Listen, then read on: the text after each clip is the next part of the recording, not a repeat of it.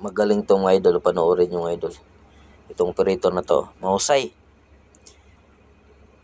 Oh, binaba niya yung bako sa barge sa tagiliran dinaan. Kaya siguro ginanya niya mga idol kasi yung ilog hindi kasi yung barge na idiretso siya kaya pinatagilid niya. Malakas yung loob nitong operator na to. Ito rin yung operator mga idol, ito yung nagpatulay din sa seat pile. Yung nakita natin na bagong unit niya na GCB. Ito rin siya. Yan.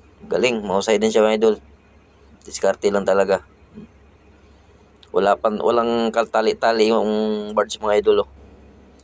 Yan, may posibilidad na lalayo yan sa bako kasi walang tali. Diba? Ang ginawa niya mga idol, inipit niya lang ng bakit. Ayan o. Habang pumapasok siya dun sa may barge, yung bakit naman niya nakadiin na hinahatak din niya papunta sa kanya mga idol. Para lumalaban din yung barge saka yung bako. Para naghatakan sila. Hindi sila lumalayo. Kaipit. Yan mga idol.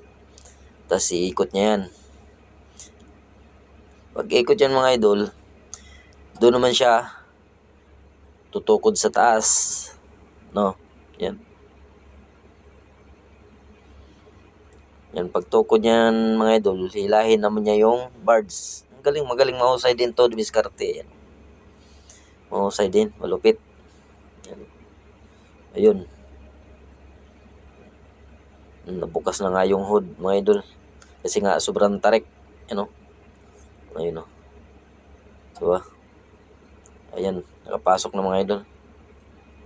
Oh, malupit din, malupit. Okay, magaling talaga, magaling. Diba?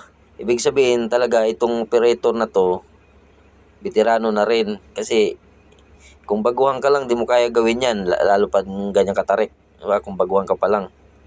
Medyo mahaba na rin experience tong operator mga idol. Malupit na rin sa barge. Ayun nga, masikip yung ilog. Ayun, kaya ganyan yung style ng barge niya. Kaya pala. Okay, nakababa ng idol. Ayun na. Ano kayang kumpanya yung pinasukan nito mga idol? Ayun na, nakababa na mga idol. Yun. Wala na, pasok na sa gitna.